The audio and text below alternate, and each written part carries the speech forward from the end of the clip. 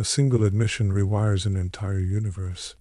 In the first season of The Boys, a character finally says it out loud. It's this drug. It gives the Supes their powers. The line lands quietly, but it tears a story in half. People were not chosen by destiny. They were dosed. That matters because it changes where power lives. If superhuman ability is manufactured, then it sits somewhere on a balance sheet and moves through a supply chain. In other words, it is ownable, controllable, and billable. The name on that chain is Vought. The contradiction is right on the surface. Publicly, the Supes are born special. Privately, there are shipments, labs, and schedules. A myth says gift. A system says inventory.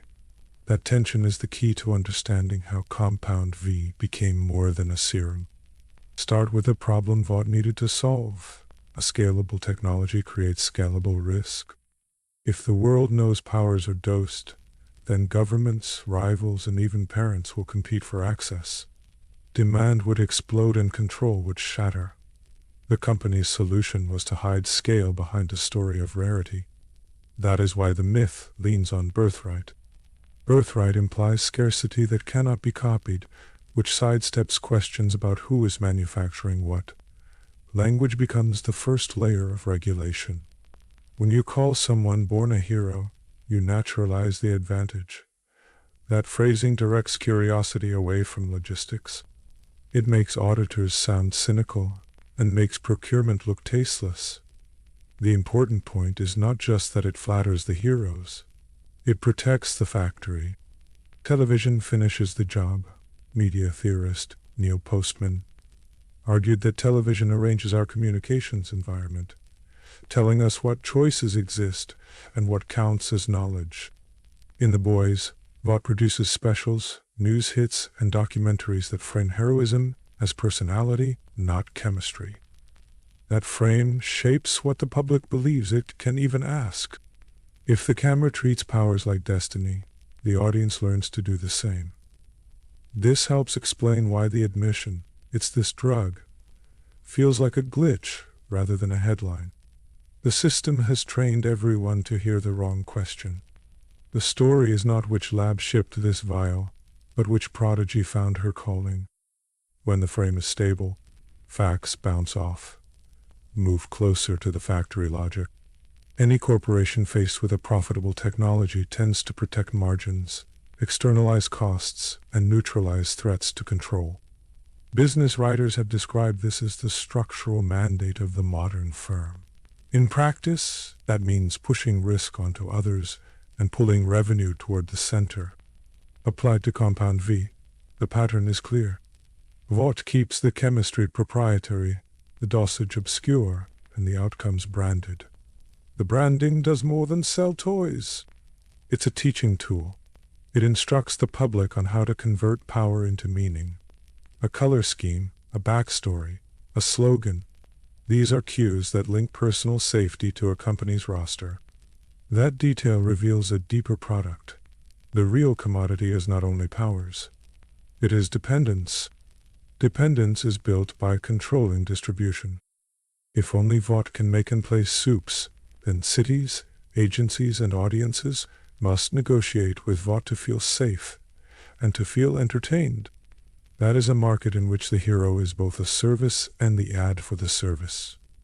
Every rescue becomes a product demonstration. Every crisis becomes a pitch for placement and funding. That is where secrecy turns into policy.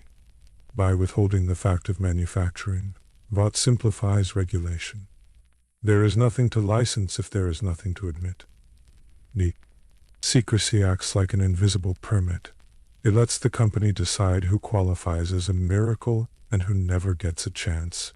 We can think of Compound V as a system with 5 parts. Inputs are the biochemical precursors and the human subjects. Processes are the lab methods and controlled trials. Outputs are the enhanced individuals. Distribution is the placement pipeline into teams, cities, and media franchises. And regulation is achieved not by law, but by secrecy, contracts, and narrative management. Looking at it this way turns a plot twist into a predictable industrial pattern. The pattern also explains why the cover story must be emotionally sticky. A cold fact, this is a drug, has weak grip on a nervous public. A warm myth, my child was chosen, has a strong one. Emotion recruits parents as partners in concealment. If they agree their child is special, they have a stake in the story that hides the syringe. The cost of that story shows up in plain view. When corporations offload the risks of their products, communities pay in accidents, cover-ups, and crises that look like bad luck. In the world of the boys, collateral damage is framed as tragic randomness, not as the cost of a distribution strategy. That framing protects the asset. It also keeps the cameras pointed at the cape, not the contract. There is another layer here that theory helps name. Cultural critics have written about power floating like money or language, needing rituals to feel real. In that view, spectacle is not a bonus. It is life support for authority. All its pageants, memorials, and branded hero moments are rituals that make a corporate product feel like a moral order. Fresh blood on screen proves the need for the heroes who caused, managed, or resolved the incident. The cycle sustains itself. From the outside, this can seem like simple hypocrisy. In practice, it is a working business model. Hide the means, sell the meaning, and keep the distribution rights at the center. That is why a single confession threatens so much. If the means are visible, the meaning must be renegotiated. The Season 1 exchange, "We're born like this. I'm so sorry," captures the human toll of that renegotiation. A person raised as a symbol is suddenly faced with supply chain math. The identity was crafted to be stable, and the chemistry makes it fragile. That contradiction drives many of the character choices that follow. But our focus here is structural. What mattered is how perfectly the myth diverted scrutiny for so long. Secrecy alone would not have been enough. The system needed to colonize attention. Television helps by teaching audiences to value images over process. A dramatic save is legible in seconds. A procurement trail is not. By shaping what feels like the story, Vought can make oversight look boring and ingratitude look treasonous. That soft power stabilizes the hard power of exclusive supply. The early stakes flow from that arrangement. When powers are a product, every deployment must justify itself as good marketing. The line between saving lives and raising quarterly guidance blurs. If a rescue builds the brand, it will be repeated. If an intervention hurts the brand, it will be avoided or rewritten in post-production. This is not a cynical metaphor. It is what happens when metrics, not principles, govern deployment. Notice how this reframes the villains and the threats. If danger is fuel for story, then crises are also markets. A terrorist plot can be an opportunity to prove relevance. A domestic crime wave can be persuasive content for a new placement contract. That logic is not unique to fiction.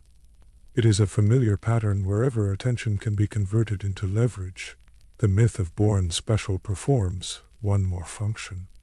It absolves the corporation of responsibility for outcomes. If someone's powers are framed as innate, then failures look like fate rather than the residue of dosage, training, or placement. That reduces liability. It also keeps the public from asking why certain neighborhoods receive protection and others receive collateral damage. This brings us to the first quiet answer to our microhook. If powers are the wrapper, what is the real product? The first product is distribution rights, the ability to decide where power shows up and who must pay for it. The second is dependency, the habit, at scale, of looking to a single firm to narrate danger and deliver safety. The third is ideology, the ideas that make the previous two feel natural. Ideology is not a conspiracy board in a back room. It is a daily lesson plan delivered through branding, press hits, and the rhythm of televised heroism. Each appearance teaches an audience what to expect from power and what not to question. Over time, those expectations harden into common sense. Once that happens, Even leaks become noise. The system survives because the narrative equips people to metabolize the contradiction. To see how strong that equipment is, consider audience loyalty. Fans are not just buyers, they are validators.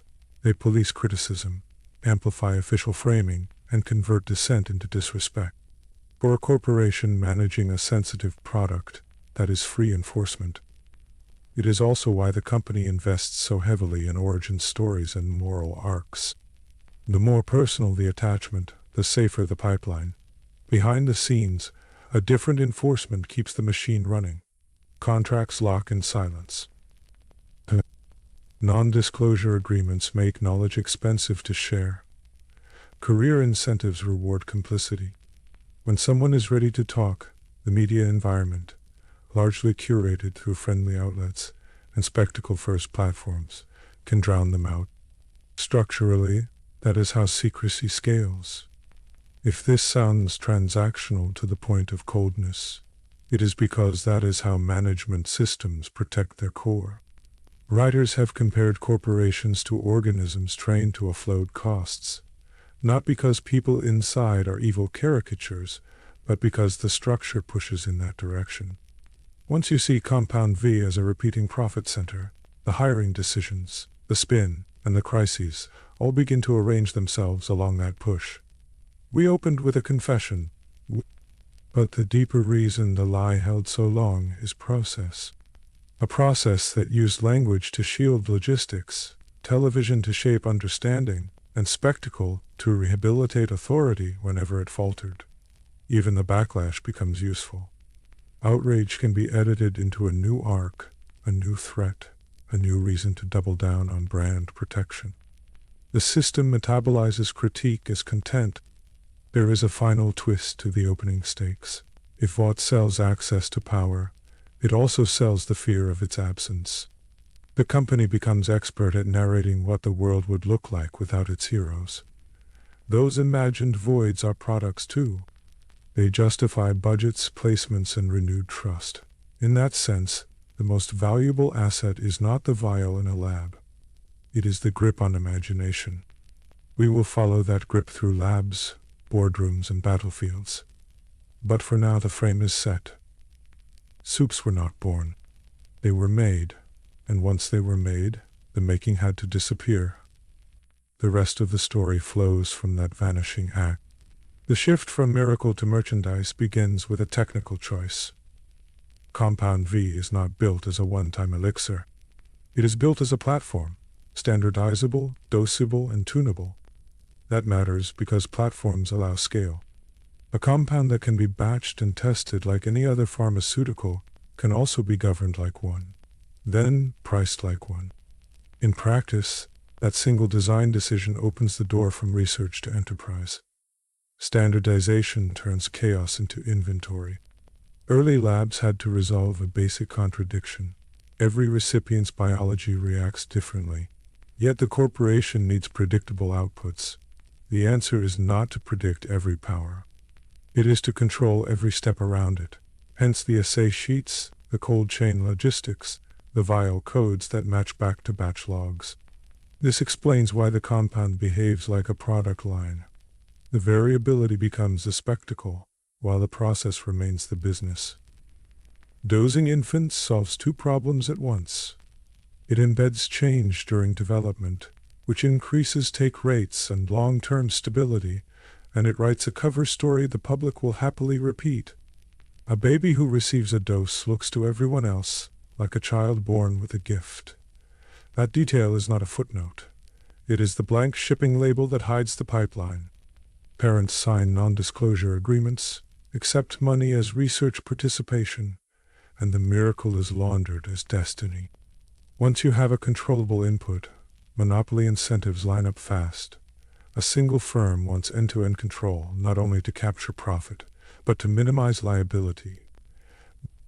Every uncontrolled hand is a leak risk, a quality risk, and a reputational risk. The corporate logic is simple, and as critics of modern corporations have long noted, brutally consistent.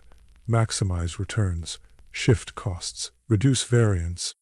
It is much easier to own the lab, the courier, the clinic, and the press release than to trust them to chance.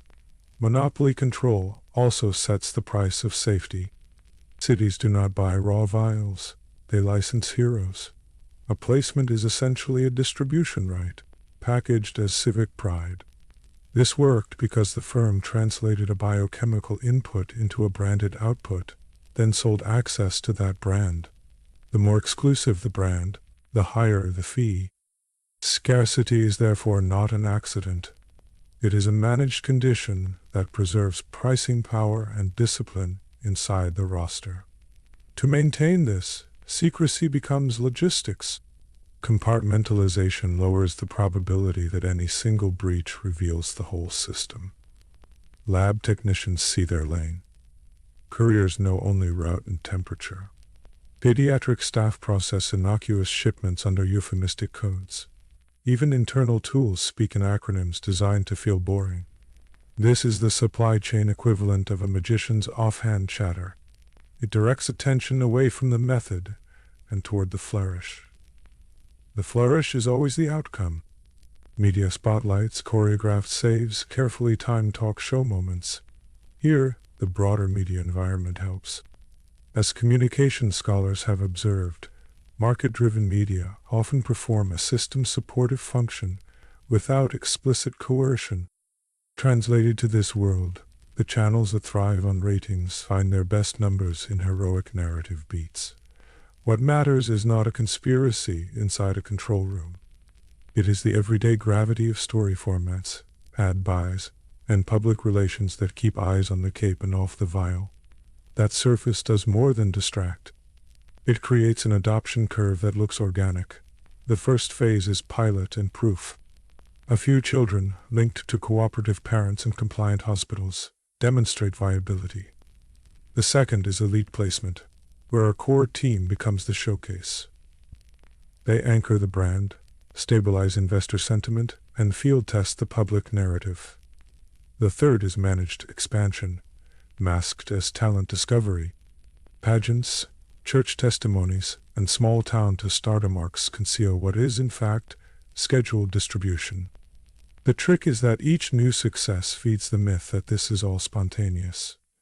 If a hero appears in a given city, a civic story takes shape around them. That story answers the wrong question on purpose. It asks, who are they, not how did they get here? In business terms, that is a demand-side frame designed to suppress supply-side scrutiny. It works because audiences like faces, not flowcharts. Every autograph session is a small audit diversion. Meanwhile, inside the enterprise, protocols grind forward. Batches are logged with forensic tracers so any downstream incident can be mapped back to a VAT and a timestamp. Insurance models assign actuarial risk to placements and productions. Lawyers prepare never-admitted settlements for collateral damage, structured to externalize as much cost as possible onto municipalities and private victims. This is textbook corporate behavior. As one business observer put it, profitability grows to the extent a firm makes others pay the bill for its impacts. Leak events test whether the pipeline is truly under control. One government exchange made the stakes explicit. Officials confronted the company with evidence of counterfeit compound V in war zones and asked the obvious question: how did the formula get out? The answer, at least on the record, was ignorance and concern. But the conversation revealed two supply chain realities. First, the fear of an inside job haunts any closed system. Second, when a rival gets even a shadow of your input, the value of your brand becomes your last defense. That pressure explains the obsessive emphasis on image.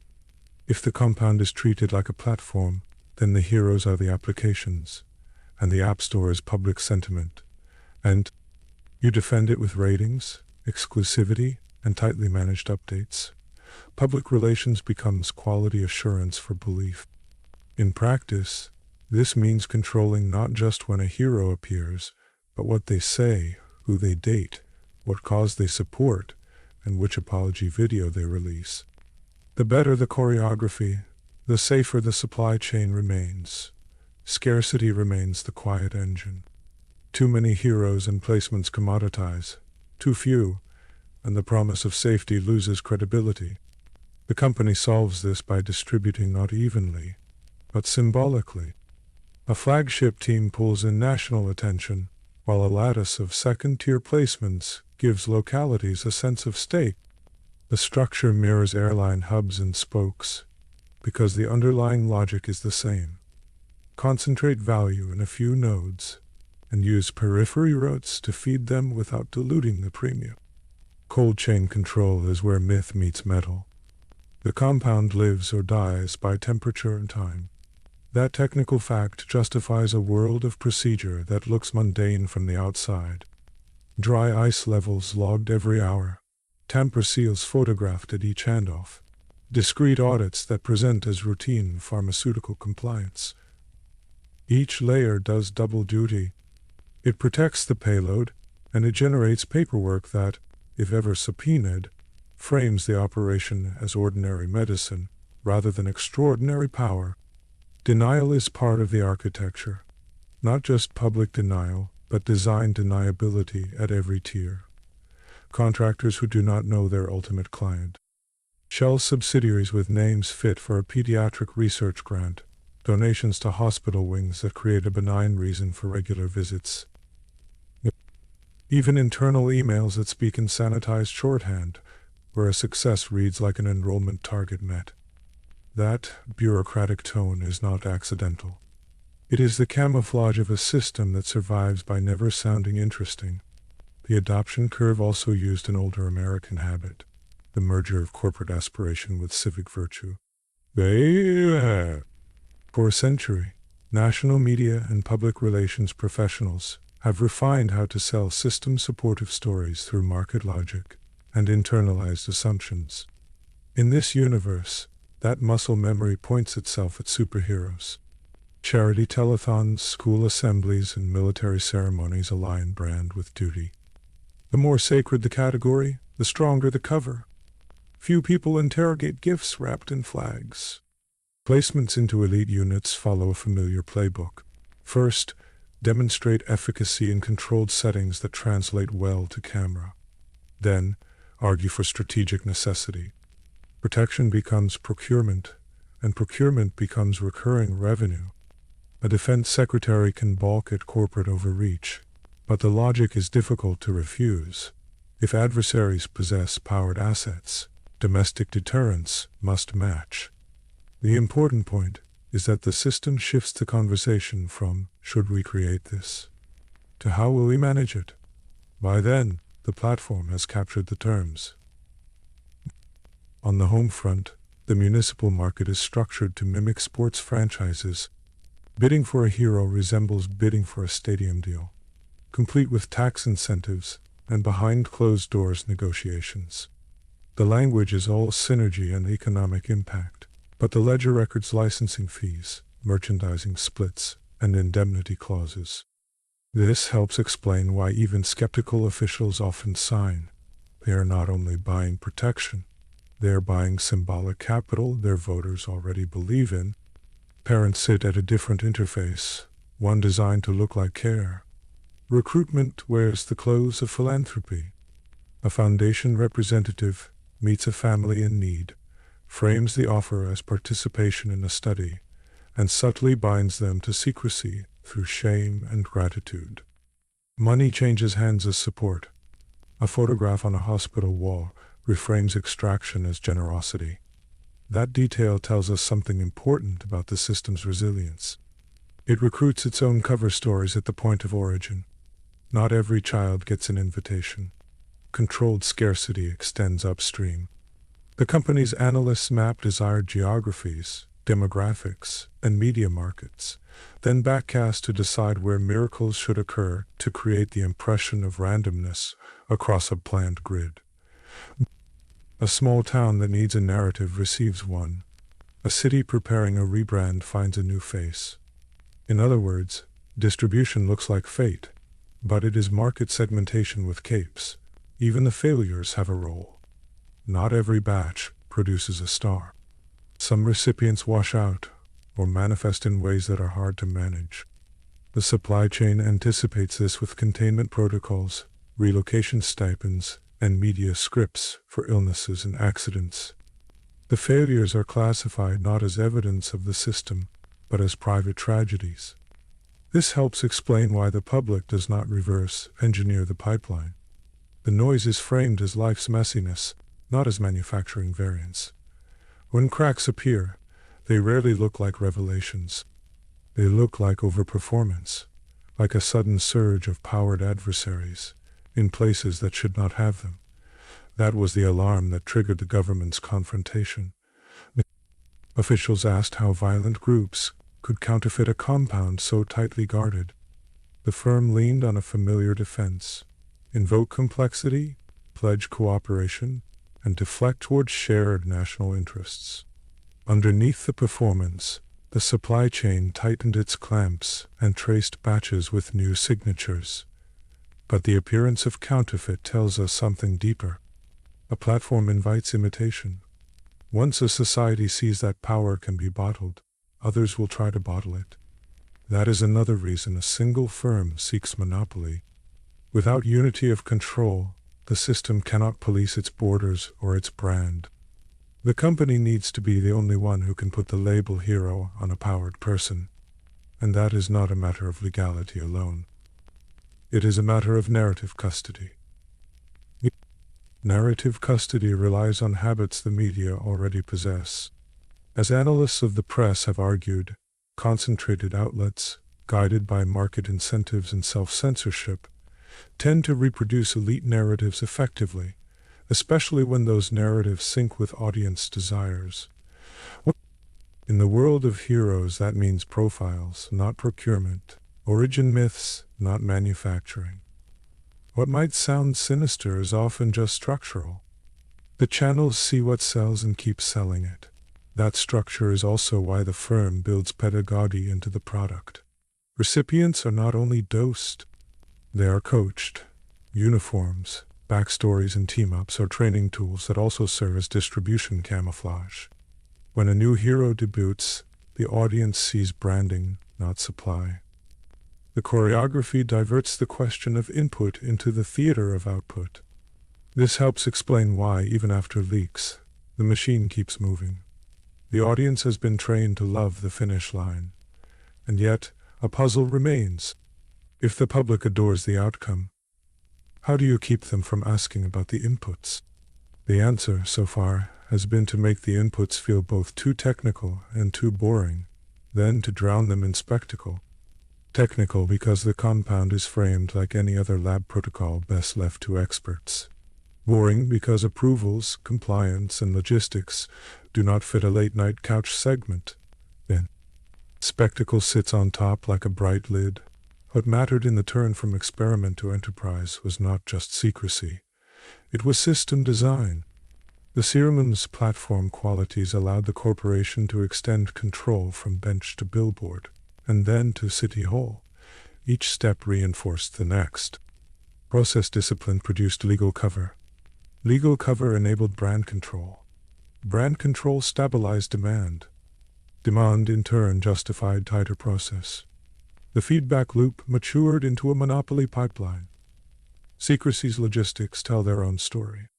Not a romantic one, but a bureaucratic one. Code names that sound like office supplies, audits that look like boredom, grants that read like kindness. The company learned that the best disguise for extraordinary power is the language of routine. If you can make the extraordinary sound like paperwork, most people will sign at the bottom without looking up. Well, by the time the myth began to erode, the enterprise had already trained institutions to depend on it. Cities counted on placements. Networks counted on ratings. Charities counted on appearances. Politicians counted on endorsements. Pull one thread and budgets shake.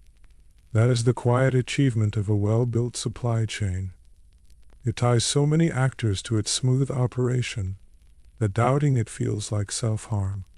Which brings us back to the platform logic. A platform is more than a product. It is an ecosystem built to make alternatives feel impossible.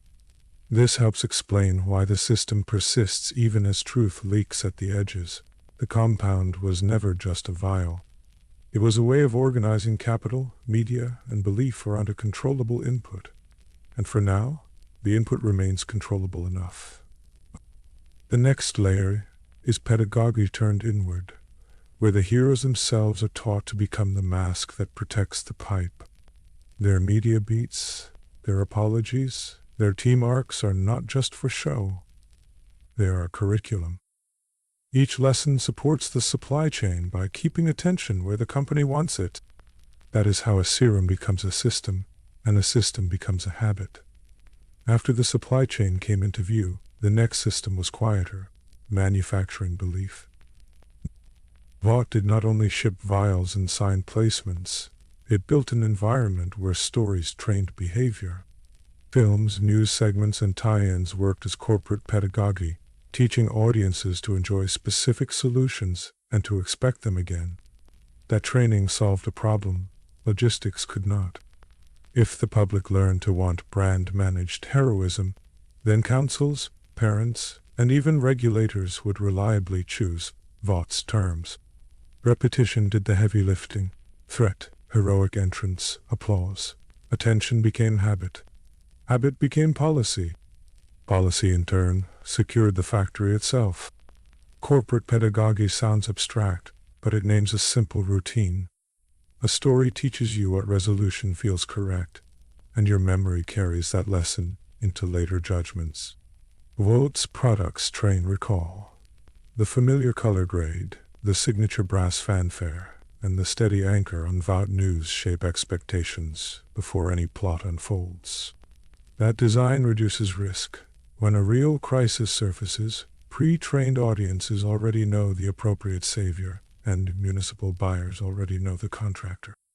In other words, entertainment becomes a rehearsal for procurement. It instructs not only taste, but purchasing behavior aligned with private governance. That is deliberate curriculum. The surface message is altruism. The underlying transaction is rent extraction. That inversion matters because it hides power and virtue. Critics once described ideology as a camera obscura, flipping social relations upside down. In this case, what looks like heartfelt attachment to a hero actually masks relations among audiences, workers, executives, lenders, and licensors. Vought's rhetoric says service, while its spreadsheets demand margin. The mismatch is not a mistake, it is the method. By tying emotion to icons, the company makes cost recovery feel like gratitude, and monopoly access feel like protection owed to the grateful. That framing travels everywhere. Consider the philanthropic telethon built around a glowing hero montage. On screen you witness generosity. Off-screen, licensing teams meter logo usage, legal carves deductions, and executives track uplift against quarterly targets. The event solves two problems at once. It refuels affection, and it launders pricing as benevolence. The important point is not hypocrisy, it is integration. The brand fuses fiction, fundraising, and finance into one smooth experience. When admiration and checkout live in the same moment, the checkout disappears. Audiences remember the feeling and forget the contract, which is exactly how recurring fees become invisible. By design, not accident. There is another layer, franchise logic. New heroes do not arrive from the margins. They are remixed within established brands. That choice reduces uncertainty and centralizes control. Inside Vought, creative work is channeled through templates, show Bibles, and cross-division approvals. The result treats novelty like a controlled derivative of prior hits. This works because audiences already carry the rhythm. Labor encounters its own past outputs as mandates, not suggestions. For independent creators, the lesson is exclusion.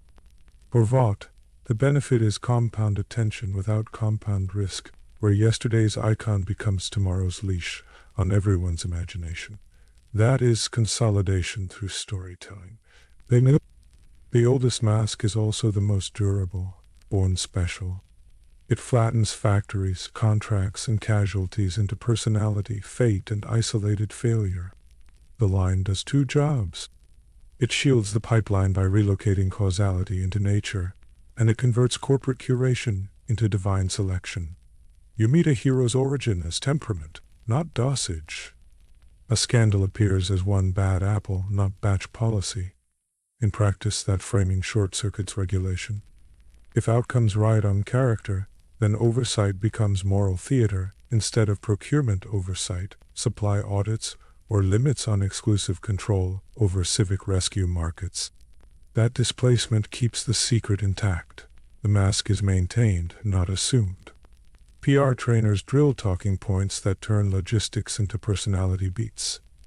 A quiet script circulates, emphasize gratitude, redirect to service, personalize setbacks, never mention sourcing. For rising Supes, this is not merely etiquette. It is economic advice. Careers, sponsorships, and safety depend on reciting the Bourne special frame. That detail reveals the system's depth. Even the people inside become ambassadors of inevitability, learning to narrate their own contracts as destiny. In effect, Vought teaches workers to translate supply decisions into anecdotes, dissolving policy and charm while preserving the central gate. Compliance feels like personal virtue. Spectacle is the maintenance routine that never looks like maintenance. A televised rescue doubles as brand ad, election ad, an internal morale video. The same footage feeds a trailer for the next film and a pitch deck for a new municipal contract. This layering matters because it aligns incentives. The more people watch, the more the system justifies its own size. In practice, that means budgets follow viewership. The dashboard at Vought does not only count villains stopped, it tracks impressions, sentiment, and minute-by-minute retention during a save. Engagement becomes the argument for control. Numbers naturalize authority and exclusivity claims. That logic encourages choreography. Cameras arrive faster than ambulances, and certain risks appear where lensing is easiest. The company would call this public transparency. The economic reading is different. Spectacle concentrates attention where it converts to contracts and merch, even if the distribution of actual danger is uneven elsewhere. This helps explain why some disasters linger off-screen. Unfound prevention does not sell. Visible rescue does. The placement of eyes determines the placement of help, and the placement of help reinforces the need for centrally branded eyes. Circulation of images becomes circulation of revenue. The camera decides whose lives count today. Audience complicity sounds accusatory, but here it simply means our feelings obey the curriculum we were given. Viewers grow up with icons, then carry them into adulthood as trusted companions. Parasocial bonds do important work.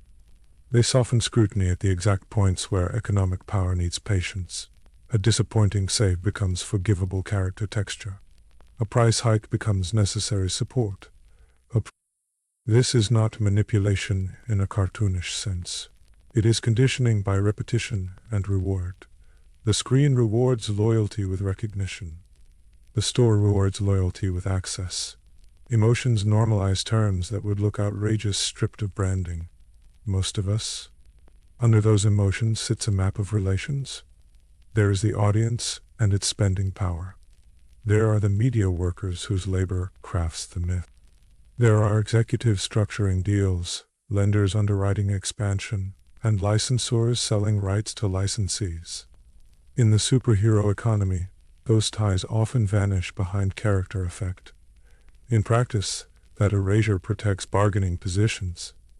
If you forget the bank, you forget the interest clock. If you forget the licensor, you forget the leverage of withholding. Vought thrives in that amnesia. It appears as benevolent storyteller while operating as vertically integrated licensor, lender, and landlord. By design. The pedagogy starts early. Posters in classrooms present safety tips with trademark capes. Field trips tour, gleaming lobbies framed as civic museums. Branded cartoons wrap procedures in jokes and clean moral binaries. This is training, not merely entertainment. Children learn to index safety to logos and to call that trust. The lesson scales upward. As those children vote, watch hearings, and approve bonds, they reach for familiar signals of reliability. Branding stands in for institutional proof. What mattered here was that practice displaced verification. A highly produced vibe outran audit, and audiences felt informed without touching evidence. That gap endures. Reality competitions extend the lesson. When a streaming contest selects a new team member, audiences learn to equate votes, likes, and sentiment with civic legitimacy. The outcome feels participatory, yet the bracket is pre-cleared by contract. That contradiction is the point. It uses interactivity to stabilize pre-made choices. Meanwhile, cross-platform teasers cultivate anticipation as a habit. Being up to date becomes a social competency. In practice, time spent tracking plotlines is time not spent tracking procurement files. The more the audience remembers fictional resolutions, the less oxygen remains for remembering who negotiated the rescue monopoly. That forgetting keeps prices high. Franchise cadence teaches rhythm as law. Easter eggs reward vigilance. Mid-credit stingers promise a next conflict that will also be resolved on schedule. This cadence does more than sell tickets. It governs attention. Municipal calendars begin to orbit premieres and televise specials. Crisis briefings tilt toward the release window. From the outside, that seems absurd. In practice, it works. When the public experiences danger and relief in serialized time, administrators learn to budget for peaks tied to content drops. The planned cliffhanger becomes a planned appropriation, and the most bankable arc becomes the safest civic bet. Templates become administrative calendars.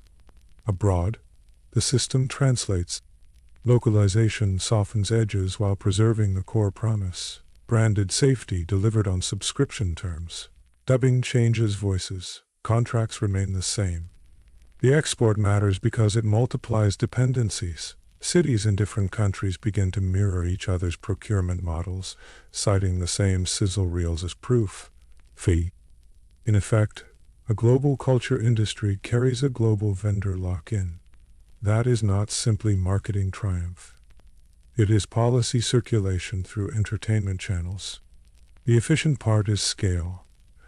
The troubling part is homogeneity, where different risks receive the same pre-packaged response calibrated for shareholder comfort. Local nuance gets flattened. Leaks strike at the shield, not the spear. When evidence surfaces that powers were dosed, belief should crater. Yet the system bends, then continues. Crisis communications offer substitution frames. The serum becomes therapy, the program becomes national service, and a handful of rogue operators absorb blame. This works because the audience was taught to resolve contradictions inside character arcs, not policy ledgers. A repentant press appearance performs accountability while preserving contracts. In practice, the scandal becomes new content, and a redemption tour drives ratings, while the procurement portfolio stays intact, relabeled but unchanged in structure. Contradiction is metabolized as drama now. A variant deepens the loop, temporary dosing positioned as an emergency tool. On paper, it addresses operational gaps. In public, it reframes the core product as a humanitarian stopgap, shielding the permanent program from moral hazard claims. This helps explain why the rollout arrives with sober taglines, certification badges, and a vocabulary of restraint. The message calibrates trust. We can switch the power on only when we must. Yet inside the logic of dependence, that switch is the point. A society that accepts temporary exceptions rehearses permanent reliance under the language of prudence and care. Scarcity becomes a selling point. Why does belief survive contact with facts? Partly because institutions have already been retooled around the brand. Contracts, pensions, and political fortunes hinge on keeping the frame intact. Partly because audiences carry sunk emotional costs, admitting the lie threatens years of meaning. and partly because Supes themselves are bound to the mask. Their pay, safety, and public acceptance rest on continuity. That interdependence creates resilience. Even when the story cracks, the architecture it supported keeps conditions the same. In practice, the leak shifts vocabulary, not governance. The same hands hold the spigot, they just rename the valve. Continuity outweighs revelation. Seen together, the pieces form a hero economy. The product is not only power, it is dependence, distribution rights, and loyalty shaped as ideology. Media teaches expectations. Expectations steer purchasing. Purchasing funds spectacle. Spectacle renews identity. Identity defends contracts. The loop is self-healing because its parts double as narrative pleasures. That detail explains why reformers struggle. Proposals that question exclusive rights sound by design like attacks on beloved characters. The important point is not cynicism, it is function. An engineered myth becomes governance when the easiest way to feel safe is to choose the brand again. Comfort roots around oversight, which returns us to the micro-hook. If branding is the shield, what happens when evidence shows it is hollow? The honest answer is incremental change at the margins and adaptive persistence at the core. The belief system does not simply vanish, it reinterprets. Vought leans into claims of innovation, quality, and authenticity, promising stricter controls while consolidating authority. Audiences, trained to anticipate branded resolutions, accept the new slogan as the next beat. The unresolved question is how far that elasticity stretches before institutions refuse the script. We will test that threshold by following the next leak. Exposure meets engineered resilience. The quiet reversal still echoes. It's this drug. It gives the Supes their powers. That line did more than expose a lie. It rearranged the bill for everything that followed. If power can be bottled, then the true cost of using it lives outside the bottle, spread across streets, hospitals, city budgets, and the long tail of fear.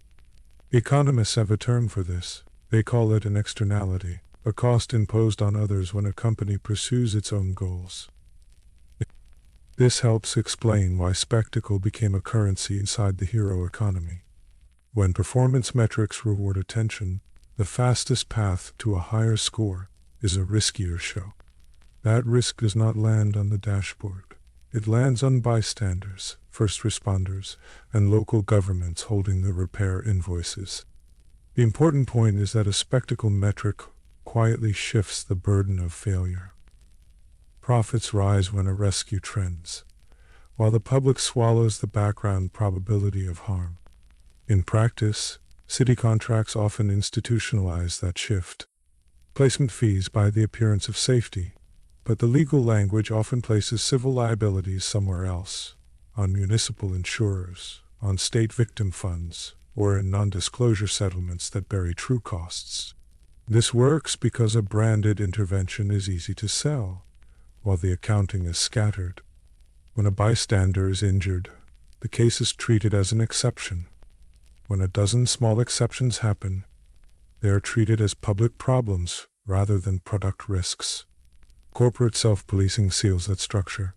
As analysts of corporate governance have argued, voluntary codes of conduct behave like privatized law. They are not democratically controlled, and they displace external regulation with internal promises. That detail reveals a critical asymmetry. The same company creates the code, monitors the incidents, and validates the remedy. In other words, the referee is also the team owner, and the stadium belongs to both. Vought operationalizes this through compliance architecture that looks rigorous from a distance. There are incident review panels, standardized best practices, and branded safety modules. Yet, as corporate scholars warn, even the toughest self-imposed code cannot substitute for outside authority. It creates a parallel jurisdiction, a quasi-nation state of policy binders, consulting audits, and crisis scripts that keep problems within the brand. The public hears a pledge. The corporation keeps control, Regulatory capture follows from dependence. Agencies and cities that rely on a single vendor for emergency response lose leverage to set rules. If the choice is between imperfect performance and no performance, oversight becomes an exercise in negotiation, not enforcement. This helps explain why high-profile failures produce apologies and retraining, but seldom structural changes that reduce spectacle incentives. The system treats incidents as reputational fires to be contained, not as design flaws to be rebuilt. Contract terms reinforce that dependency. Exclusivity clauses lock cities into a brand, while non-disparagement language narrows how administrators can publicly discuss problems. Even procurement officials who know the risks face a dilemma. They cannot easily replace a soup roster with conventional services after marketing has taught voters to expect cinematic rescue. That detail reveals a deeper trap. Once the public equates safety with a logo, alternatives feel like abandonment. Insurance mechanics harden the same pattern. Liability often shifts through contractors and shell entities, so victims move through a maze of claims rather than a straight line of accountability. Settlements come with confidentiality. Data that could inform policy disappears into sealed files, which means the next city buys a service without seeing the private actuarial truth. What mattered here was opacity as infrastructure. Silence is not just public relations. It is risk transmission. Now link this to the scoreboard. The attention economy rewards peaks, not baselines. Calm prevention is invisible. Dramatic intervention trends. That conflict biases operations toward events that look heroic, even when they are statistically unwise. A soup who waits for backup is less likely to go viral than a soup who improvises in a crowded street. With enough repetitions, acting decisively becomes the only valued behavior, regardless of collateral patterns in the data. The result is selective safety. Neighborhoods with cameras, stadiums, and event density draw more interventions because they return better ratings. Quieter areas without media leverage see fewer resources, or they receive them only after damage accumulates. In practice, spectacle-driven resource allocation creates a new inequality map. The places most able to amplify the performance get the most performance. The places that need slow, careful prevention find it chronically underfunded. The externalities do not stop at city limits. Early on, shipments and crates suggested a wider horizon for the serum. Labels and manifests that pointed beyond domestic borders, including references to extremist groups like the Islamic State. Even without proving intent, the implication was disruptive. Once a power serum exists, conflict zones become markets. A vial can turn a cell into a headline, and a headline into funding. The container tells a larger story about where demand might surface next. How would that pipeline operate? Through the same logistics that move any restricted commodity: diversion at a supplier, falsified manifests, or covert authorization under the cover of national interest. The point is not to solve the plot, but to understand the mechanics. A scarce serum with high leverage creates incentives for every node in the chain. Whether through black markets or sanctioned proxies, conflict actors will try to buy a shortcut to relevance. Here the moral hazard sharpens. If the threat landscape increases the value of heroes, then spikes in threat can look like business opportunities. That does not require a conspiracy. It only requires a budget system that rewards danger with bigger contracts and higher media engagement. The incentive is structural. Every time fear proves profitable, there is less commercial reason to starve it at the source. This helps explain why leaks tying serum to enemies felt both shocking and, in a way, predictable. Consider the politics of fear. After each incident, there are calls for more heroes, tougher stances, and expanded authorities. The procurement cycle responds with urgent deals. Media coverage boosts ratings with cliffhangers and breakthroughs. The same machinery that sells detergent in cars now sells salvation. That detail reveals something candid about modern governance. Policy is not just written in law. It is performed in prime time. When response and manufacture blur, the audience is left with a looping question. If the pipeline profits from both fear and relief, what incentive exists to end either? That is not an accusation against every individual inside the system. It is a diagnosis of a market that rewards escalation and penalizes restraint. A fire department earns less when a city stops burning. A hero ecosystem loses attention when danger subsides. Built wrong, it begins to nurture the very conditions that justify it. Meanwhile, policymakers grow addicted to certainty. A soup on call feels like a guaranteed fix, especially under pressure. Long-term work, repairing infrastructure, reforming police practices, funding mental health services, looks slow and politically risky. Branded power delivers quick wins, and quick wins become a habit. The important point is not that leaders are foolish, but that incentives tilt their choices toward visible rescues over invisible prevention. That habit hollows the civic base. Prevention programs require stable budgets, patient measurement, and unglamorous successes. When money flows to spectacle, those programs wither. Over years, communities receive more intervention and less resilience. The paradox is that investors in the hero economy can later point to failing baselines as proof of their necessity. In other words, the cure weakens the immune system and then sells itself as life support. We also have to look at the people on payroll. The mythology tells us Supes are autonomous titans.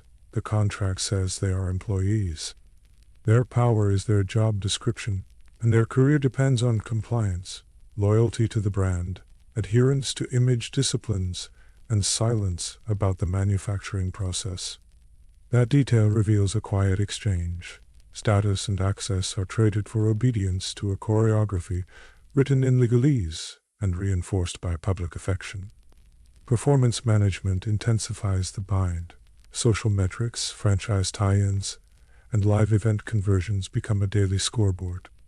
A soup who conforms to the narrative gets premium placement and merchandising. A soup who resists risks demotion by story. In practice, this turns charisma into a factory line. The individual's gifts are commodified, scaled, and docked for deviation.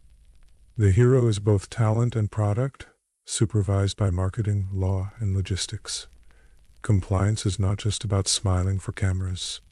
It is also about absorbing legal risk without challenging the premise of the system.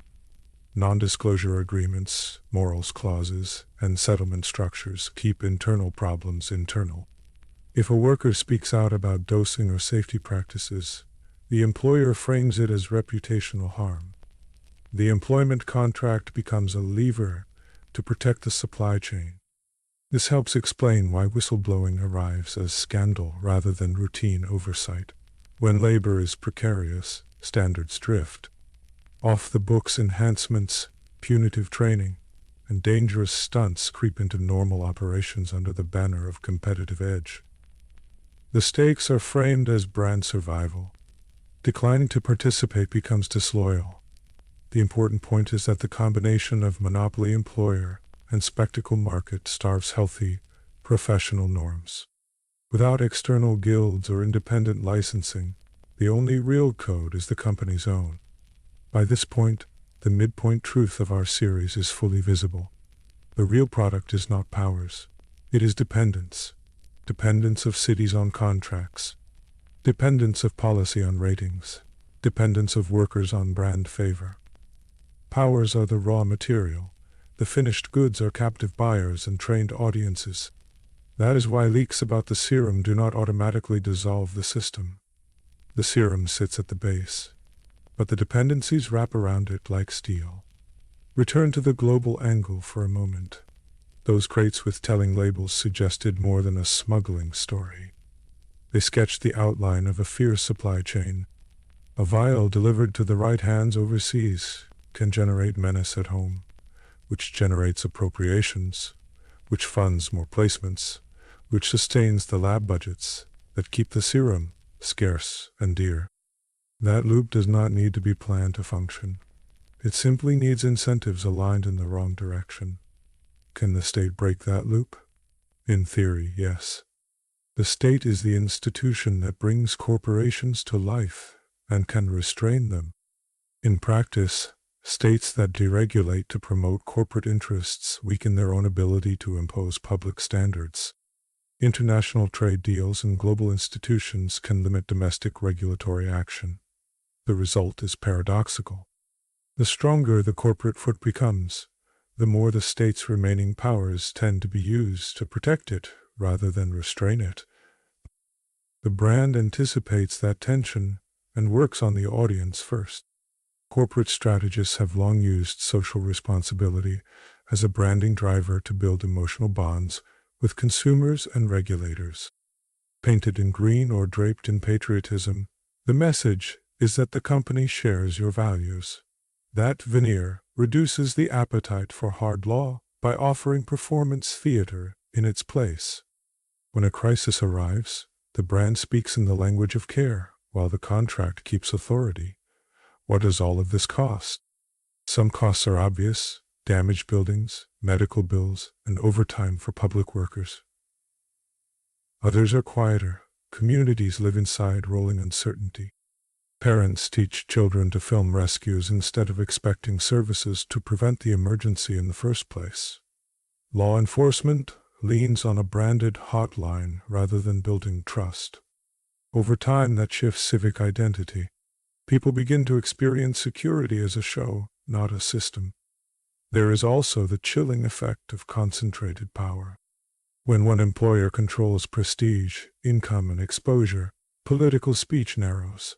City officials hesitate before criticizing the vendor that carries their re-election ads.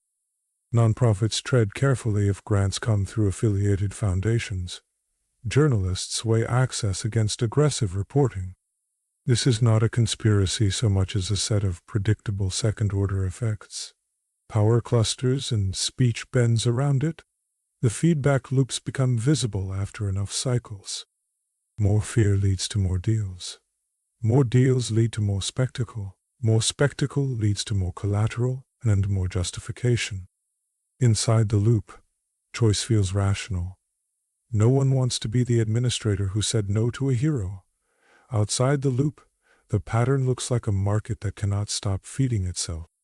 This helps explain why even well-intentioned insiders struggle to change course. Every so often, a leak punctures the narrative, a file, a recording, a shipping label that should not exist. The reveal confirms suspicions and briefly shakes the scaffolding. Yet the structure holds, partly because the serum is only the first link in a chain of practices that manage attention and control supply. Accountability requires breaking multiple links at once: secrecy, monopoly, metrics, and the habits of a public trained to love performance more than outcomes. We are left with a consequential question, and it is not about one villain or one box of vials. It is about the environment that turns risk into revenue and fear into policy.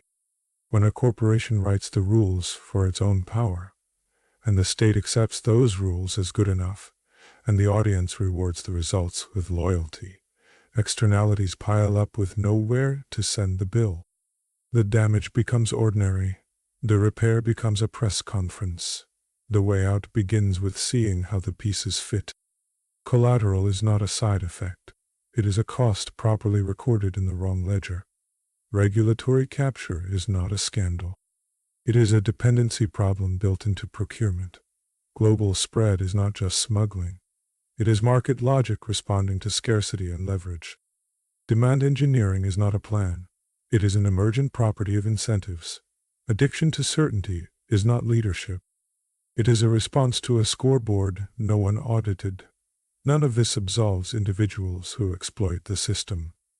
But it clarifies why the machine keeps running after every revelation. If the true product is dependence, then each crisis feeds the core business. That insight points us toward the next layer we have to examine. We have to look at the science's governance, the claims that justify scarcity, and the knobs we have mistakenly left in private hands. Because as long as the pipeline profits from both fear and relief, ending either will look unprofitable. The serum turned humans into heroes, but the market turned heroes into instruments. That is the externality we struggle to name. People are not just collateral to a fight. They are subscribers to a system that has trained them to see harm and remedy as a matched set. The important point is not to scold the audience for wanting to be saved. It is to rebuild conditions where safety does not need to perform to be believed. Put bluntly, the economic logic around Compound V has outgrown the lab. It is now a curriculum for cities, a playbook for networks, a bargaining chip in international politics, and an employment contract written in unequal ink. That breadth explains the resilience of the system when its secret leaks. You can expose the vial and still leave the machine intact. To change the outcomes we have been tracing, we will need to adjust the machine itself, not just the script it reads on camera. We are moving there next. We will dig into the governance of the science and the legal levers that shape its distribution, to see which ones can be turned back toward the public interest. The point is not to romanticize a world without danger, but to end a marketplace that multiplies it. Because if the externalities we have mapped feel inevitable, that is a sign of how thoroughly the brand has done its work, not of what we are forced to accept. Inside the lab, Compound V stops being a legend and becomes a set of dials. The science turns aspiration into variables: dose, timing, delivery method, and developmental stage. Each dial exists because the goal is not magic. The goal is repeatable outcomes that can be forecast like a production run. What mattered here was controllability. If you can schedule power, you can schedule profit, publicity, and policy windows around it. Dosing infants solves a problem the corporation cares about more than any origin myth. Brains and immune systems in early development are plastic, so the serum can integrate rather than fight. That lowers volatility, which in practice lowers legal exposure and portfolio churn. The company can build stable brands when the powers are less likely to present as catastrophic side effects. The nursery becomes a risk management tool long before it becomes a heroic backstory. Adult dosing always tempted the market because it promises speed. But adults come with set physiologies and identities, which makes outcomes noisy. Variance is not just a medical problem. It is a branding and liability problem. When adults express unpredictable powers, contracts are harder to enforce. Settlements are costlier to negotiate, and narrative alignment is harder to maintain. In other words, volatility multiplies externalities the company would rather push onto someone else. This is where standardization matters. Behind the glass, technicians map assays to batch numbers and write protocols that sound like recipes, not because they love paperwork, but because protocols become the company's shield. Standard operating procedures define what is within spec and what counts as an anomaly. That distinction allows public relations teams to frame failures as rare, unfortunate deviations instead of systemic features. A checklist doubles as a legal moat. The myth, however, cannot look like a checklist. The brand thrives on providence, not pipettes, so the lab and the mythology develop a quiet pact. The lab speaks in acronyms and quality thresholds that few outsiders can decode. The mythology speaks in destiny and chosenness. Each protects the other. Protocols lower the real risk. Mystery raises the perceived value. That detail reveals how secrecy is not only defensive, it is part of pricing power. Managers look at this laboratory through a portfolio lens. A single hero is risky because careers end, scandals erupt, and powers misfire. A bench of assets can be rotated, tested in secondary markets, and reintroduced with fresh narratives.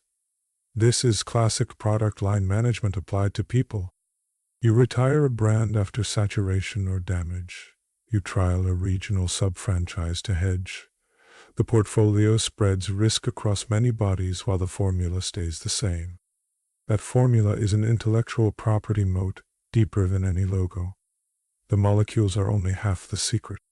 The rest is in process knowledge, micronization steps, stabilizers, temperature curves, and cofactors that make the serum express in desirable ways. A patent would reveal too much and invite regulation. Trade secrecy keeps control inside the firm's perimeter and away from democratic oversight. In practice, secrecy is a strategy to avoid becoming a public utility. Temporary formulations reveal how design responds to planning needs. If you can time box powers to 12 or 24 hours, you unlock new revenue models.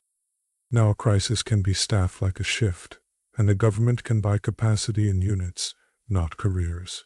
This solves a problem agencies actually face: budget predictability. It also solves a public relations problem: fewer permanent liabilities. A clock that runs out is cheaper to insure and simpler to explain. Risk management binds all of this together. Variation in outcomes is acceptable if the company can reframe the tails of the distribution as flukes. Contracts include morals clauses and force majeure language to partition blame. Insurance symphonies, paid out through opaque captives and reinsurance, disperse costs so the market never sees the true price of an errant blast. Settlements convert harm into paperwork, which turns scandal into a managed expense line. This helps explain why the lie persists. If the world accepts that heroes are born, not dosed, then the company is a talent scout, not a pharmaceutical manufacturer. That classification changes everything. As a talent scout, it sells access and branding. As a drug maker, it inherits clinical trials, adverse event reporting, and product liability chains that stretch back to the neonatal unit. Transparency would collapse margins by converting narrative costs into regulated costs. Corporate law makes this easier than it sounds. When the law treats the firm as a person, with rights to contract and speak, it also grants it a place to hide responsibility. Individuals become replaceable, while the enterprise persists. That continuity helps sustain long-term secrets because no single manager needs to carry the entire burden. The structure, not the people, commits the act. The system drags even decent actors toward the same outcomes. Internally, the lab operates like a privatized legal system. Audits, compliance dashboards, and ethical frameworks look like governance, but they live inside the brand. They are not accountable to the public in the way statutes are. They function to diffuse calls for outside control by offering a credible performance of self-policing. In effect, the company drafts its own rules, investigates itself, and prosecutes its own exceptions. That keeps the dials under one hand. Metrics encode this control in numbers. Yield per batch, expression stability across cohorts, time to onset distributions, and off-target event rates form the hidden spine of strategy. These figures determine launch calendars, cross-promotional tie-ins, and city assignments. The visible spectacle follows invisible graphs. What mattered here was causality. A line on an internal dashboard translates into a premiere slot on a morning show or a discrete reassignment after a wobble. Even failures are instrumented. When a batch drifts, the response tree is rehearsed. Pause shipments, rerun assays, spin the talking points, escalate settlement authority by tier. The choreography looks clinical because it is designed to protect the pipeline, not pause it. The important point is not just that failure is expected. It is that failure has been priced and rehearsed into the operating rhythm. The spectacle proceeds because the spreadsheet said it could. Scarcity is not only natural, it is curated. If you control the pace of dosing, you control supply. That scarcity does two things at once. It primes markets to pay premiums for protection and prestige, and it restrains governments from pursuing alternatives, because the window to negotiate is always closing. The drips and pauses are not random. They are calibrated to keep demand high and bargaining power tilted toward the seller. Cohort selection completes the control loop. Choosing which hospitals, which families, and which neighborhoods to seed is a design decision masquerading as fate. It aligns with brand diversity goals when convenient and aligns with political influence maps when strategic. That mixture sustains reach while protecting access. In practice, cohort selection is a distribution strategy wrapped in a human story. It is targeted placement with moral camouflage. The lab's calendar reads like a broadcast slate. Key batches timed to summer tentpoles and fiscal year closes. New powers debut when the marketing team can frame them as cultural moments. This is not coincidence. It is system design. The science bends toward seasons because seasons bend buying behavior. That detail reveals that the lab, for all its microscopes, is a scheduling instrument for culture and capital. Contracts knit the lab to the street. Non-disclosure agreements bind parents, providers, and partners. Procurement clauses tie city budgets to supply forecasts. Penalty schedules turn leaks into calculable risks.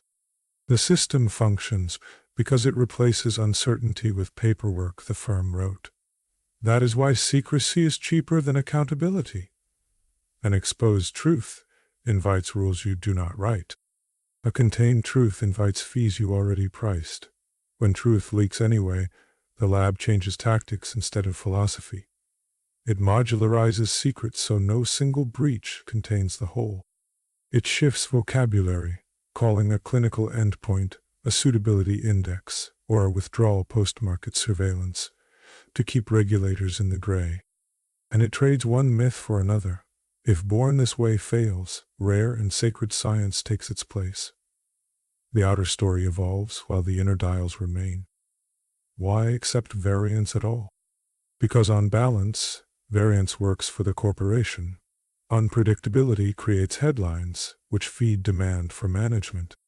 It produces villains that justify militarized budgets and heroes that justify brand extensions.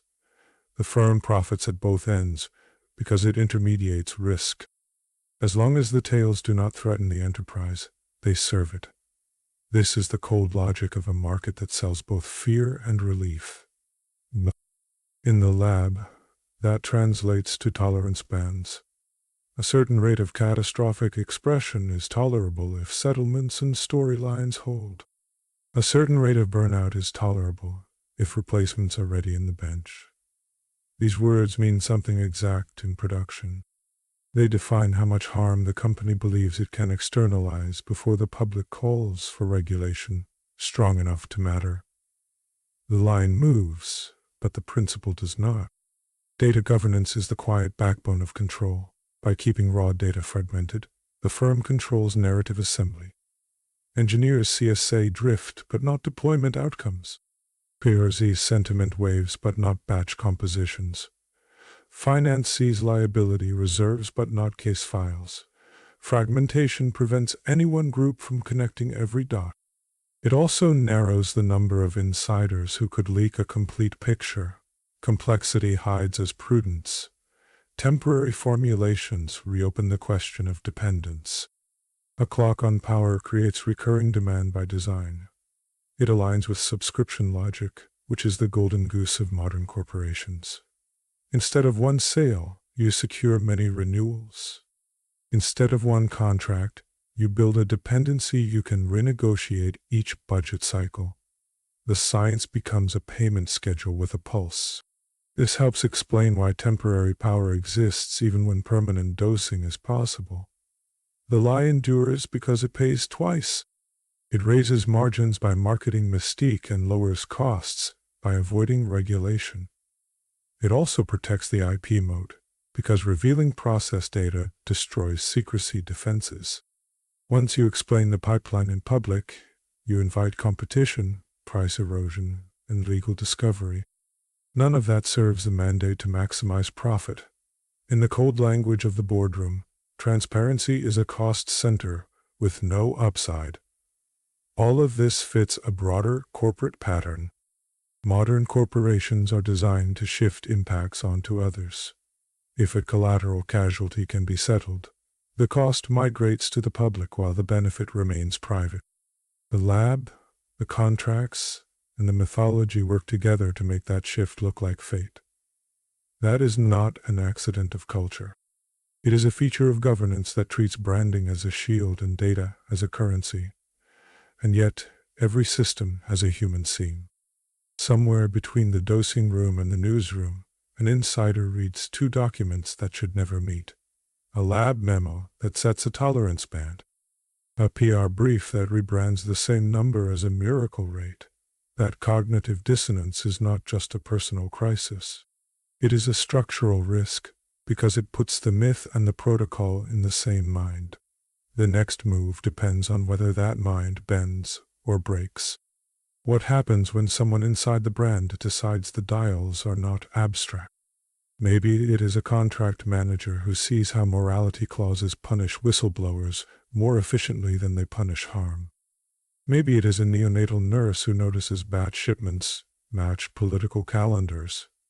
The specific person matters less than the position. The system is most fragile at the intersection where numbers touch names. In practice, the organization anticipates this. Rotations keep people from lingering where patterns are legible. Loyalty programs, from bonuses to inner circle access, reward discretion. Language disciplines thought, client instead of patient, debut instead of trial. These are not cosmetic swaps.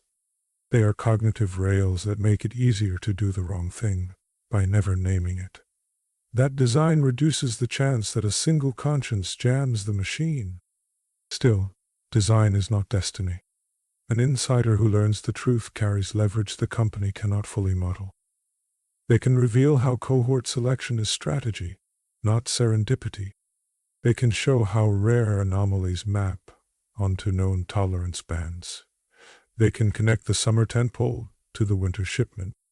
This is the one variable the lab does not wish to optimize for, because it cannot. It can only hope to manage it after the fact. We will follow that seam next. Because the logic of dosing and design is only secure until a person, standing between two worlds, decides that secrecy costs more than accountability. The dials have been set to keep that decision rare. But rare is not the same as impossible. And systems built to externalize harm eventually attract the kind of attention that forces a reckoning, even inside rooms calibrated to prevent it. A quiet sentence does the most work. It's this drug. When a trusted hero hears that, the floor gives way under a life built unborn this way. The shift is not just personal. It converts a calling into supply chain, and a blessing into procurement. That detail reveals the function of the myth. Born this way existed to simplify liability and ethics. If powers are destiny, there is no chooser and little blame. If powers come from a vial, someone picked, someone paid, and someone can be sued. What mattered here was the order of response. Damage control starts before policy because communications moves faster than law. In practice, the system's first instinct is to neutralize confusion, not to repair causes. That sequence protects revenue, even while facts settle. You see the standard cover strategies. Isolate the leak as a lone betrayal or a lab accident. Sacrifice a middle manager, elevate a rogue scientist, and claim senior leadership was misled. This works because it narrows guilt to people who can be fired rather than to processes that must be rebuilt. Then they flood the zone with counter-spectacle. A rescue clip trends. A charity visit dominates feeds. A live televised threat conveniently appears, and the same heroes stand between peril and audience. The important point is not the sincerity of the act, but its timing within an attention economy where scarcity favors the loudest frame. What media scholars call these paratexts, the trailers, interviews, charity events, and bonus features that tell audiences how to read the main text. Corporations invest in them, because they shape interpretation before the story even arrives. In practice, Vought's world is oceans of paratext with short islands of truth, which means preferred readings have home field advantage. This helps explain why reform stalls at the level of image. Issuing statements, launching task forces, and rolling out values campaigns are low-cost substitutions for structural change. Corporate social responsibility is presented as remedy, but, as corporate law scholars note, firms are built to promote owners' interests, not to act from moral duty. The announcement is the product. Public psychology does some of the rest. Long-cultivated myths resist disconfirmation because identity and community are attached to them. Fans, voters, and donors defend the story that binds their group, even when pieces wobble. Belief bends to preserve loyalty, especially when the alternative implies years of complicity. So the preferred reading adapts. Yes, there is a drug, the new line suggests, but it only found the special, or the science saved children who were chosen for greatness. That compromise keeps the hierarchy intact. It reframes the leak as a footnote instead of a premise. Institutional inertia adds weight. Contracts, budgets, and careers are nested inside the V-dependent system. Cities lock in service agreements with heroes who front local safety metrics and tourism dollars. Defense and intelligence planners build threat models around caped capabilities. Every line item that leans on V becomes a small veto against rupture. In practice, unwinding those dependencies triggers penalties that treasurers can measure today, while benefits of change are diffuse and delayed. That asymmetry favors compliance theater. Boards authorize audits with narrow scopes. Lawyers tighten non-disclosure language. The railings get polished while the track stays the same. The legal architecture also dampens shock. Corporations are creations of the state, in theory subject to charter revocation when they violate the public interest. In reality, that corporate death penalty is rarely applied, so the credible threat is small. The gap between formal power and practiced restraint becomes a safety net for repeat behavior. Industry voices often argue for self-regulation over law, framing regulation as outdated control. That rhetoric works because it flatters innovation and promises agility. But as many observers note, corporations are not built to serve the public interest by conscience.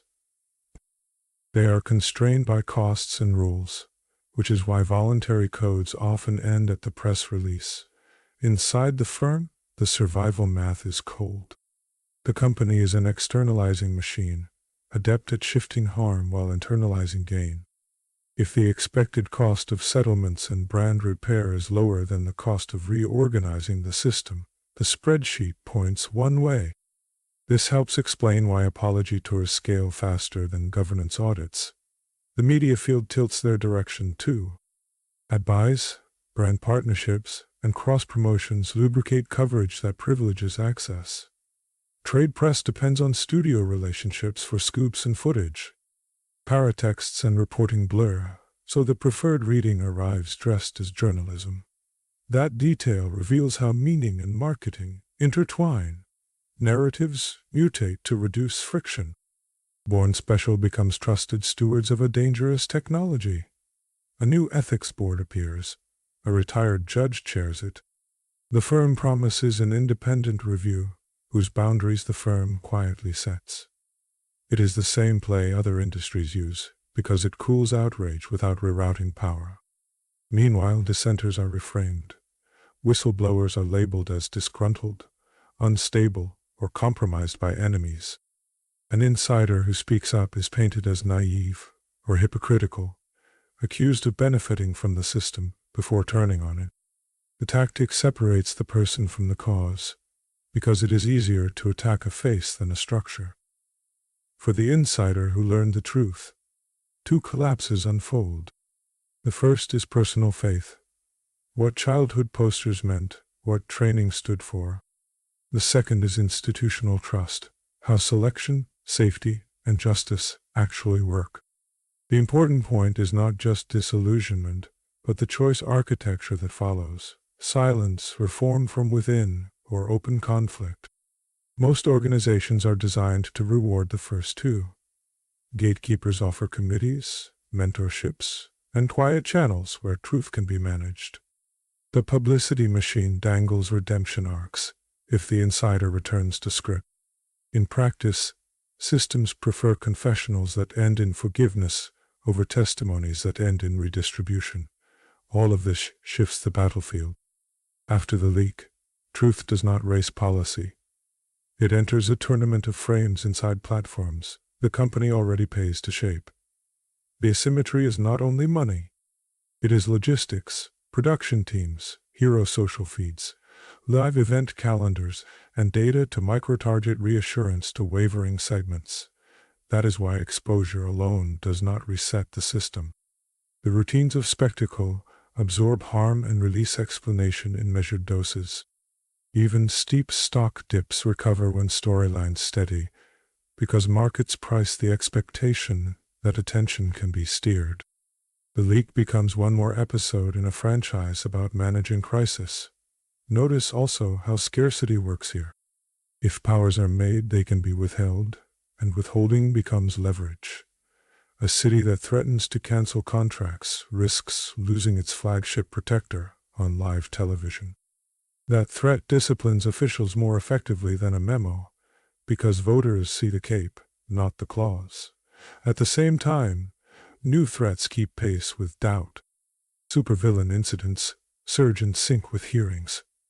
Each spike justifies continued dependence on those who stage the response. This helps explain why fear and relief often travel together in markets built on security theater. The same choreography sells both products. So the leak changes minds at the edges but stalls at the center. People incorporate the fact without abandoning the frame. Institutions accept the memo without altering the budget. The firm accepts temporary scrutiny without altering control. The system breathes, then returns to rhythm. What mattered then was not the courage of the revelation, but the terrain it entered. In a world where distribution is strategy, truth needs infrastructure more than applause. That detail tells us something important about reform. It has less to do with uncovering secrets than with changing which incentives can survive daylight.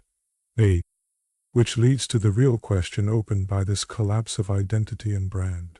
If truth alone cannot reset a system optimized to externalize harm and narrate afterward, what could? The next step is not bigger leaks. It is different levers, procurement, transparency, competition, and charters, that make the story unprofitable to sustain. We turn there next. After the reveal, the world did not reset. It recalculated. The lie collapsed, but the operating system kept running on contracts, habits, and ratings.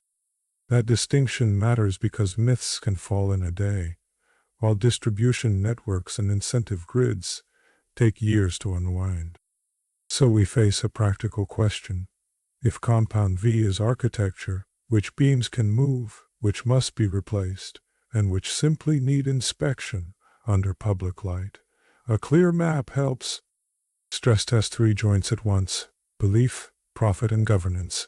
Belief shapes what publics will tolerate.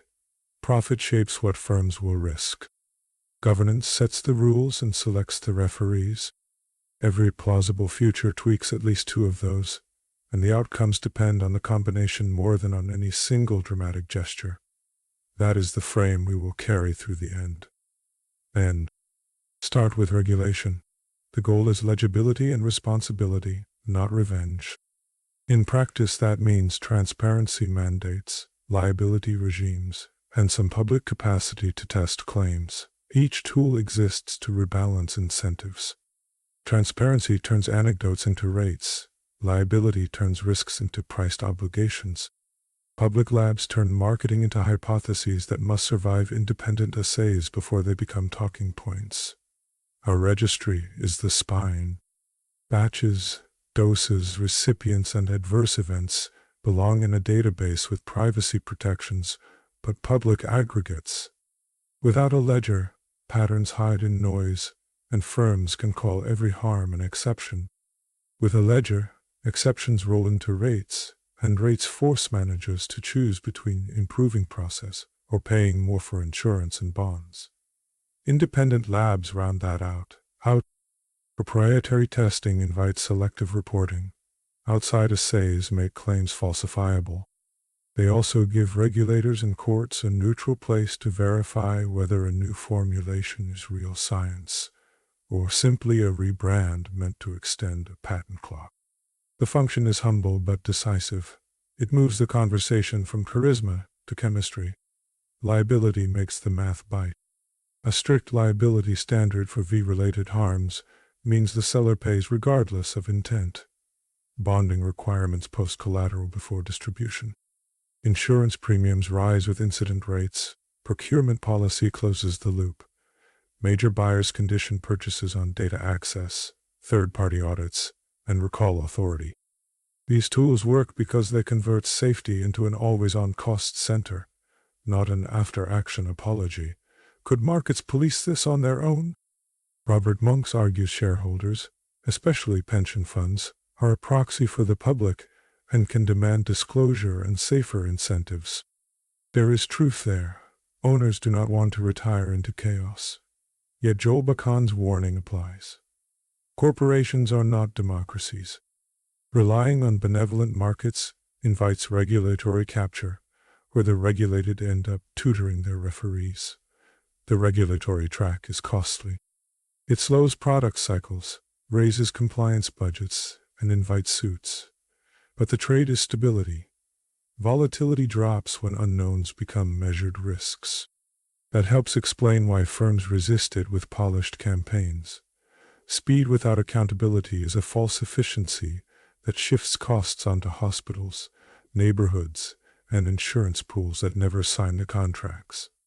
Now the opposite path, privatized entrenchment. The leak is contained, the brand pivots, and the company tightens control. Intellectual property walls rise, supply chains are vertically integrated, and messaging doubles down on fear and exclusivity. This works because it turns scandal into a case for centralization, arguing that only a single steward can keep a dangerous technology on a short leash. Corporate pedagogy becomes more aggressive. Classroom visits, curriculum tie-ins, and sanctioned hero narratives teach that safety equals managed superhuman response. Contract shift 2. Cities sign retainers for enhanced incident coverage, non-disclosure clauses widen, and mandatory arbitration keeps disputes away from courts. An industry-led standards council appears, announcing best practices that look like regulation but avoid teeth. History tells us how this usually argues its case. Political spending, lobbying, and polished public relations aim to turn oversight into a threat. As Bakan notes, the corporation is not a democratic institution. It answers to owners, not the whole society. The tactic reframes safety as whatever the firm already provides, and paints law as an obstacle to saving lives. But externalities remain public. Trauma care, cleanup, and displacement are socialized through taxes and premiums, not executive bonuses. That gap breeds brittleness. When it grows too obvious, legitimacy suffers and secondary markets find room. Scarcity and secrecy become an invitation, and the brand that argued for tighter control discovers a different opponent than regulators. Copycats with lower standards. Black market diffusion is less a plan than a reaction. Once leaks happen and theft-proof supply chains prove impossible, secondary players appear. Some are reckless opportunists. Others are disciplined, treating V like contraband pharmaceuticals. Precursor chemicals are diverted, defectors carry tacit knowledge, and microlabs produce small batches outside major auditors. Prohibition creates margins, and margins attract actors willing to take risk. The consequences feel familiar. Uneven dosing spikes injuries. Gangs and private security firms begin an arms race, each seeking its own enhanced edge. Municipalities face a grim trade, either contract with a brand or confront ad hoc superpowered violence. The brand will call this proof of its necessity. In practice, it is a cycle created by scarcity and secrecy. Incumbents would push a war on harsher penalties, view fenced inputs, and surveillance as a service promise order, while routing solutions through the original monopoly. That is the twist. Diffusion does not always weaken brands.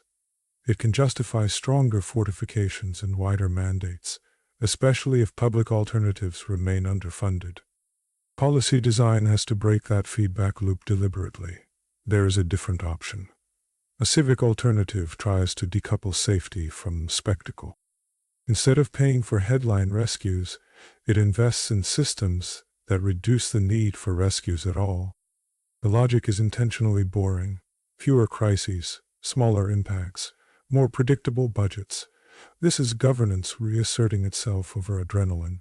What fills that space? Hardened infrastructure that fails gracefully. Redundant power and water grids. Robotics and drones for hazardous response. Better building codes, early warning networks, and evacuation logistics that move people faster than a cape can fly. None of this sells action figures, but it saves lives per dollar with more reliability than a spotlight and a catchphrase. Media habits have to shift with it. Coverage that celebrates prevention and audits, not only dramatic interventions, builds new appetites. Regular dashboards that show avoided harm reward competence rather than charisma. That is pedagogy too. When publics can see safety on a timetable, the ambient pressure that props up spectacle starts to soften. Public labs still matter here, but as open platforms. They research countermeasures, antidotes, and containment tools without proprietary locks. Open science raises the baseline, shrinking the space where any one actor can hold safety hostage. Competition policy complements that. Compulsory licensing can split monopoly rents, and separating manufacture from deployment reduces conflicts, much like past separations in banking. For firms that still make or deploy charter constraints become the hinge. Law can specify a public interest purpose, community oversight seats, and automatic data disclosure. The most powerful symbol is charter revocation, used rarely but credibly. It reminds everyone that corporations are state-created tools meant to serve the public interest, not untouchable persons. Capture resistance must be designed in, not wished for. Designing that resistance is concrete work. Rotating citizen panels, independent funding through levies, and strict conflict disclosures narrow influence channels. Random audits and red team drills keep the overseer from calcifying. No country can do this alone, either. Ingredients and broadcasts cross borders, so multilateral agreements on registries, labeling, and liability prevent forum shopping and share enforcement costs. Culture shifts last. Audiences trained by brands can be retrained by accountability narratives, but only if reforms are visible and patient. Build rituals that make safety legible, monthly harm reviews, public drills, and compensation funds that pay quickly without gag orders. Repetition teaches expectations, and expectations steer both votes and purchases. That is slow power, but it is durable. Expect hybrids. A city might regulate hard, nurture civic systems, yet still contract a small audited roster for edge cases. Another region might double down on privatized security and drift toward a surveillance state. Black market hotspots will flare along trade routes. The lever that quietly moves the most is procurement. When major buyers require data access, independent testing, and price ceilings, firms adapt. Across all futures, the intersection stays the same. Where belief, profit, and governance align, compound endures. Weaken belief with evidence, lower monopoly, profit with competition, or strengthen governance with real accountability, and the architecture changes shape. Understanding V as architecture returns agency to institutions and publics. Name the pipes, trace the ledgers, measure the outcomes, and destiny starts to look like policy. Not catharsis, clarity. Agency lives in mundane levers, City councils can renegotiate contracts around data access and independent audits. Hospital consortia can pool bargaining to set safety thresholds and automatic pause rules when incident rates rise. Pension funds can vote directors who link pay to verified harm reductions. Editors can change coverage templates. Teachers can update curricula.